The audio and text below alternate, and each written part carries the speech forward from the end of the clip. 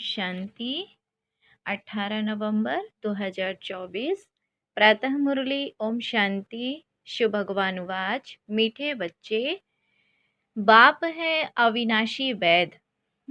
आज बाबा शिव बाबा क्या बोले? मीठे बच्चे, बाप है, शिव बाप है अविनाशी वैद, जो एक ही महामंत्र से तुम्हारे सब दुख दूर कर देता है।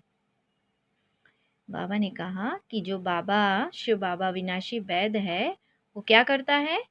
एक ही महामंत्र से तुम्हारे सब दुख दूर कर देता है। आज का प्रश्न दिया कि माया तुम्हारे बीच में कौन सा विघ्न, मतलब बाबा ने कहा माया तुम्हारे बीच में विघ्न क्यों डालती है? कोई कारण बताओ। माया तुम्हारे बीच में विघ्न क्यों डालती है? कोई कारण बताओ। उत्तर है पहला, क्योंकि तुम माया के बड़े ते बड़े ग्राहक हो। क्या हो? बड़े ते बड़े ग्राहक हो।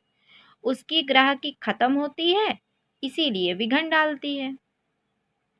फिर बाबा ने दूसरा पॉइंट में बोला कि जब अविनाशी वैद तुम्हें दबा देता है, अविनाशी वैद कौन? शिव बाबा तुम्हें दबा देता है, तो माया की बीमारी उथलती है। इसीलिए विघ्नों से डरना नहीं है। मन मना भव के मंत्र से माया भाग जाएगी। तो शिव बाबा तुम्हें कौन सा मंत्र देते हैं? एक जिससे सब तुम्हारे दुख दूर हो जाते हैं, वो है मन मना भव। अच्छा, सुनते हैं मुरली को विस्तार से। ओम शांति। ओम शांति। शिव भगवान वाच। बाप बैठ बच्चों को समझाते हैं। मनुष्य मन की शांति कह हैरान होते हैं। रोज कहते भी हैं ओम शांति, परंतु इसका अर्थ ना समझने के कारण शांति मांगते ही रहते हैं। कहते भी हैं आई एम आत्मा, अर्थात आई एम साइलेंस। हमारा स्वधर्म है साइलेंस। फिर जबकि स्वधर्म शांति है, तो फिर मांगना क्यों? जब स्वयं का स्वधर्म ही शांति है, तो फिर भगवान से शांति शांति क्यों मांगते? तो कहा बाबा ने कि अर्थ ना समझने के कारण फिर भी मांगते रहते हैं। तुम समझते हो, तुम कौन? शिव बाबा के बच्चे। तुम समझते हो यह रावण राज्य है, परंतु यह भी नहीं समझते हैं कि रावण सारी दुनिया का आम और भारत का खास दुश्मन है। क्यों? क्योंकि बाबा ने कहा कि रावण जो है सारी दुनिया का आम, मतलब सारी दुनिया का इतना दुश्मन नहीं है जितना खास भारत का दुश्मन है। इसीलिए रावण को जलाते रहते हैं। ऐसा कोई भी मनुष्य, ऐसा बाबा ने कहा कोई भी मनुष्य है जिसको कोई वर्ष वर्ष जलाते हो? तो इनको तो जन्म जन्मांतर कल्प कल्पांतर जलाते आए हैं, क्योंकि यह तुम्हारा बहुत बड़ा दुश्मन है। 5 विकारों में सब फंसते हैं। जन्म ही भ्रष्टाचार से होता है। तो रावण का राज्य हुआ। जब जन्म ही भ्रष्टाचार से होता है तो रावण का राज्य हुआ। रावण माना दुख, देभान। तो इस समय अथाह दुख है। इसका निमित्त कौन? रावण, माया। तो बाबा ने कहा यह जो देभान की माया है, रावण है, ये सबको दुख देता है।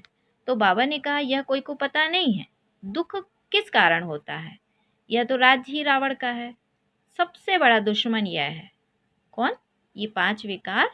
हर वर्ष उसकी एफिजी माना पुतला बनाकर जलाते रहते हैं। दिन प्रतिदिन और ही बड़ा बनाते जाते हैं। दुख भी बढ़ जाता है।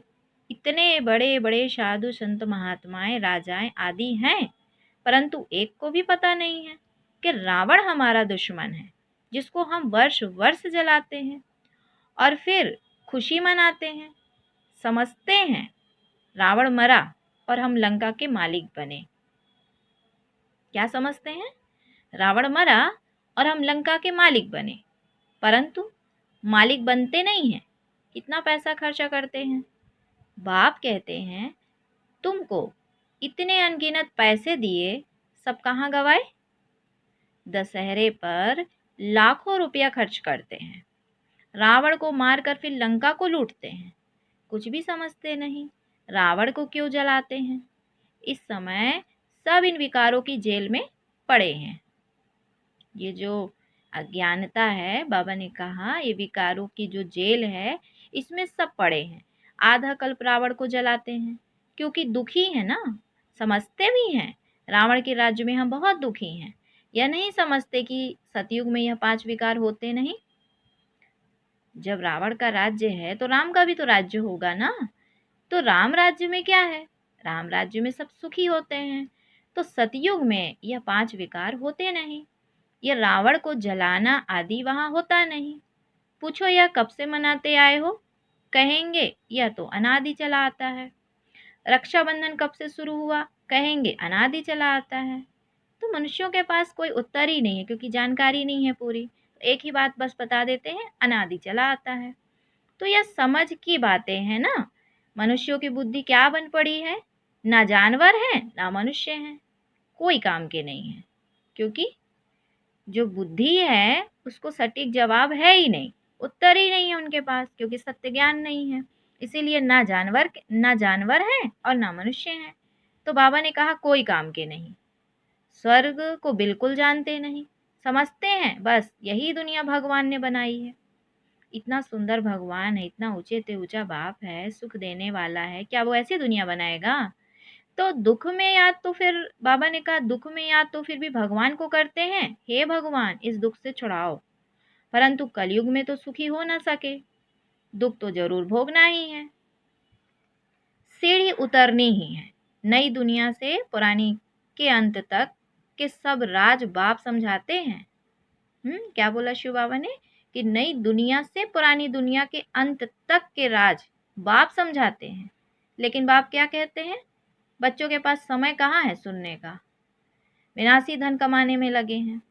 तो बच्चों के पास आते हैं तो बोलते हैं कि सब दुखों की दवाई एक है।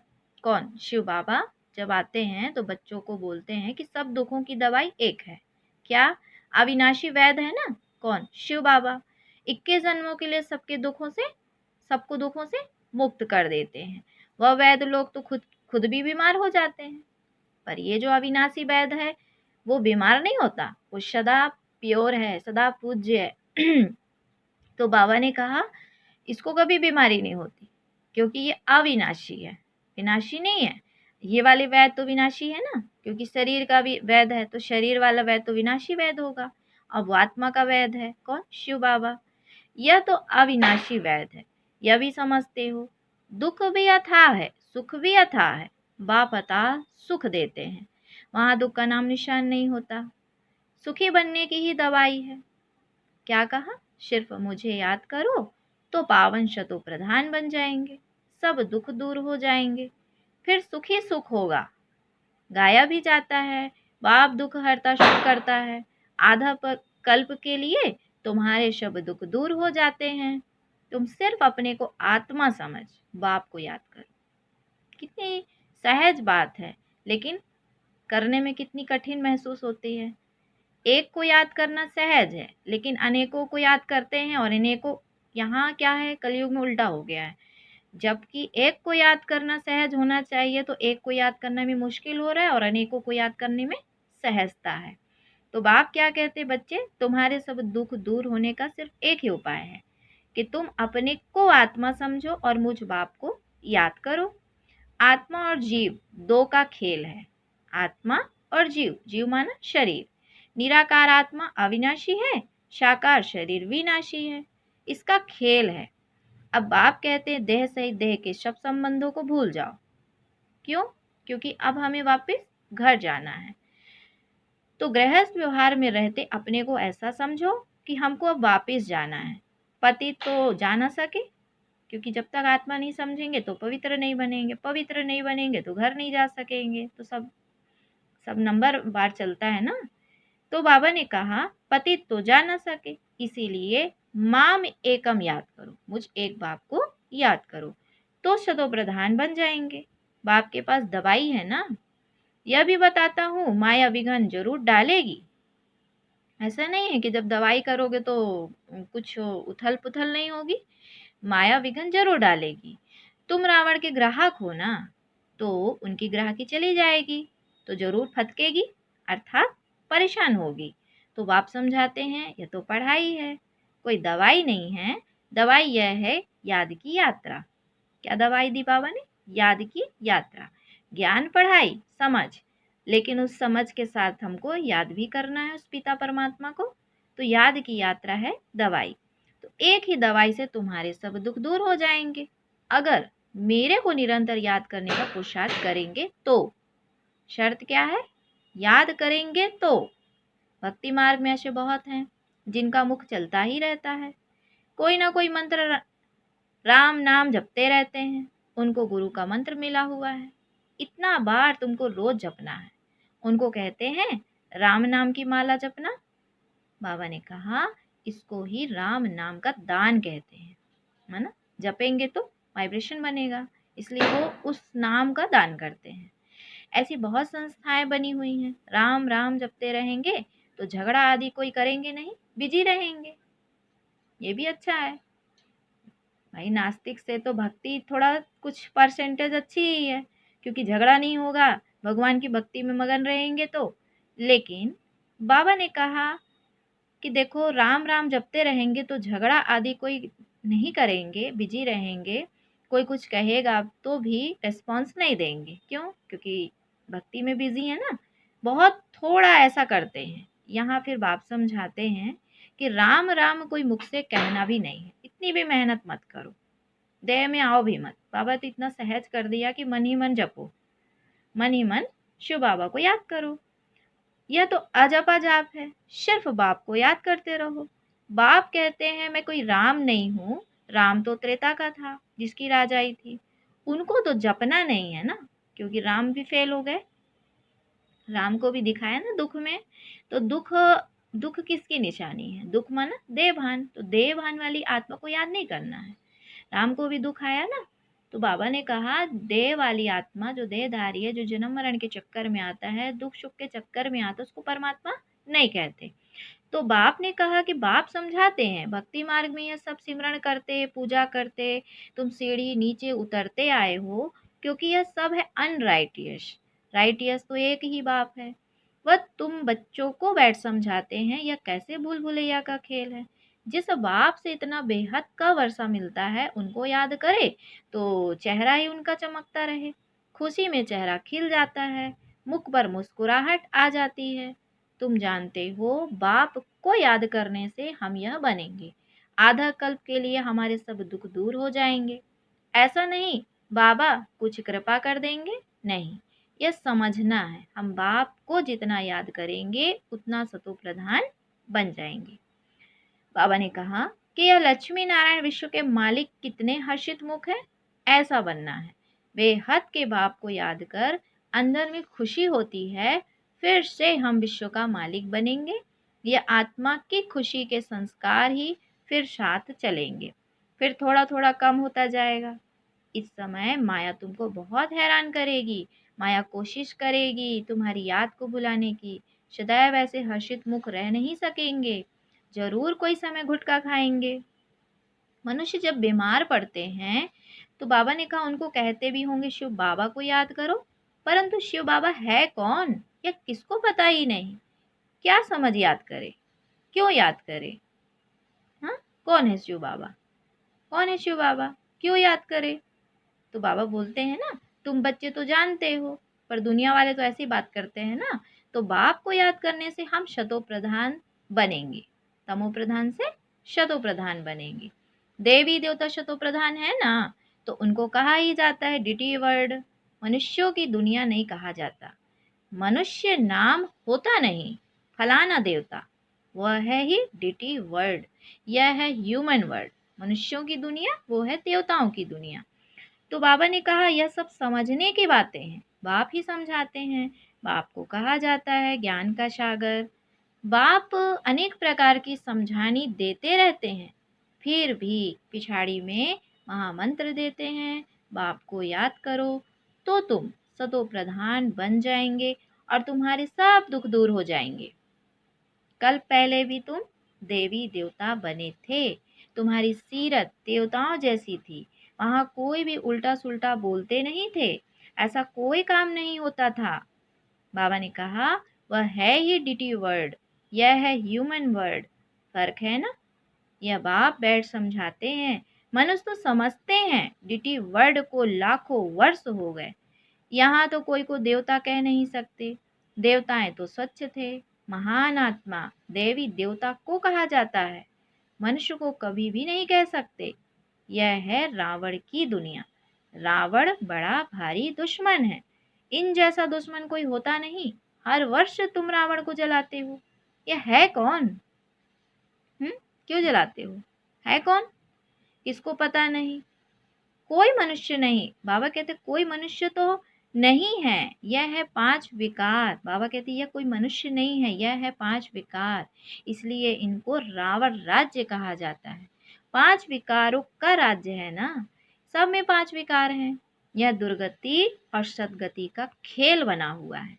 अभी तुमको सदगति के टाइम आदि का भी बाप ने समझाया है, दुर्गति का भी समझाया है। तुम ही उच्च चढ़ते हो, फिर तुम ही नीचे गिरते हो। शिव जयंती भी भारत में ही होती है, रावण जयंती भी भारत में ही होती है। आधा कल्प है दैवी दुनिया, लक्ष्मी नारायण राम सीता का राज होता है। अभी तुम बच्चे सबके बायोग्राफी को जानते हो। महिमा सारी तुम्हारी है।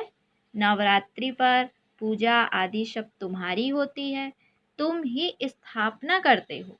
श्रीमत पर चल। तुमको बाबा ने कहा श्रीमत पर चल।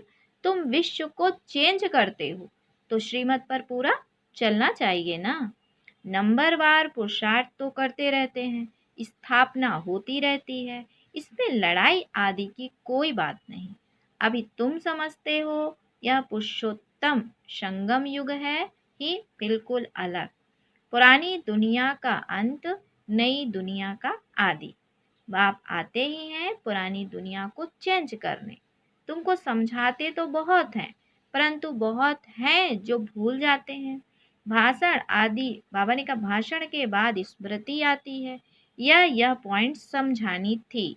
हूबहू कल्प कल्प जैसे स्थापना हुई है वैसे होती रहेगी।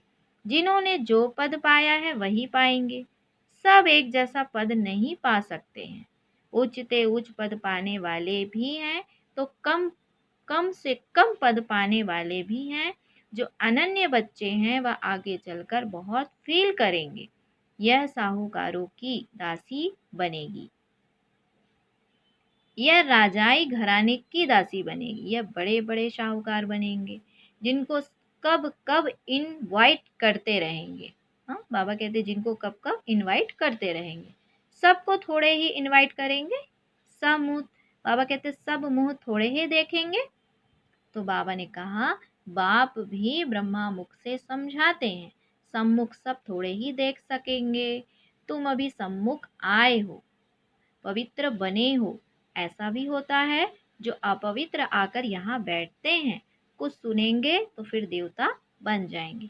फिर भी कुछ सुनेंगे तो असर पड़ेगा, नहीं सुने तो फिर आवे ही नहीं। तो मूल बात बाप कहते हैं मन मना भव। इस एक ही मंत्र से तुम्हारे सब दुख दूर हो जाते हैं। मन मना भव, यह बाप कहते हैं, फिर टीचर होकर कहते हैं मध्याजी भव। यह बाप भी है, टीचर भी है, सतगुरु भी है। तीनों ही याद रहे तो भी बहुत हर्षित मुख अवस्था रहे। बाप पढ़ाते हैं, फिर बाप ही साथ ले जाते हैं। तो ऐसे बाप को कितना याद करना चाहिए। भक्ति मार्ग में तो बाप को कोई जानते ही नहीं, सिर्फ इतना जानते हैं भगवान है। हम सब ब्रदर्स हैं, बाप से क्या मिलना है वह कुछ भी पता नहीं है। अभी तुम समझते हो एक बाप है, हम उनके बच्चे, सब ब्रदर्स हैं। यह बेहद की बात है ना। सब बच्चों को टीचर बन पढ़ाते हैं, फिर सबका हिसाब किताब चुकतू कराए वापिस ले जाएंगे। बाबा ने कहा इस छी दुनिया से वापिस जाना है। नई दुनिया में आने के लिए तुमको लायक बनाते हैं। जो जो लायक बनते हैं वह सतयुग में आते हैं। अच्छा, फिर बाबा ने बच्चों को याद प्यार दिया। मीठे मीठे सिकिलधे बच्चों प्रति माता पिता बाप दादा का याद प्यार और गुड मॉर्निंग। रूहानी बाप की रूहानी बच्चों को नमस्ते। हम रूहानी बच्चों की रूहानी माता पिता बाप दादा को याद प्यार, गुड मॉर्निंग और नमस्ते। फिर धारणा के लिए मुख्य सार है। पहला, अपनी अवस्था को सदा एक रस और हर्षित मुख रखने के लिए बाप, टीचर और सतगुरु तीनों को याद करना है। यहाँ से ही खुशी के संस्कार भरने हैं। वर्षे की स्मृति से चेहरा सदा चमकता रहे। बाबा ने कहा अपनी अवस्था को सदा एकरस और हर्षित मुख रखने के लिए बाप, टीचर और सतगुरु तीनों को याद करना है। यहाँ से ही खुशी के संस्कार भरने हैं। वर्षे की स्मृति से चेहरा सदा चमकता रहे। फिर बाबा ने दूसरा पॉइंट में बोला कि श्रीमत पर चलकर सारे विश्व को चेंज करने की सेवा करनी है। 5 विकारों में जो फंसे हैं उन्हें निकालना है। अपने स्वधर्म की पहचान देनी है।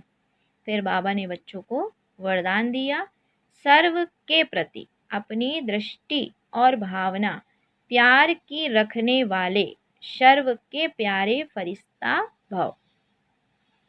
सर्व के प्रति अपनी दृष्टि और भावना प्यार की रखने वाले सर्व के प्यारे फरिश्ता भव। डिटेल है, स्वप्न में भी किसी के पास फरिश्ता आता है तो कितना खुश होते हैं। फरिश्ता अर्थात सर्व के प्यारे, हद के प्यारे नहीं, बेहद के प्यारे। जो प्यार करे उसके प्यारे नहीं, लेकिन सर्व के प्यारे। कोई कैसी भी आत्मा हो, लेकिन आपकी दृष्टि, आपकी भावना प्यार की हो, इसको कहा जाता है सर्व के प्यारे। कोई इंसल्ट करे, घृणा करे, तो भी उसके प्रति प्यार व कल्याण की भावना उत्पन्न हो, क्योंकि उस समय वह परवश है। उस समय वह परवश है। अच्छा, स्लोगन दिया, जो सर्व प्राप्तियों से संपन्न है वही सदा हर्षित, सदा सुखी और खुश नसीब है। जो सर्व प्राप्तियों से संपन्न है वही सदा हर्षित, सदा सुखी और खुश नसीब है। अच्छा, ओम शांति, ओम शांति।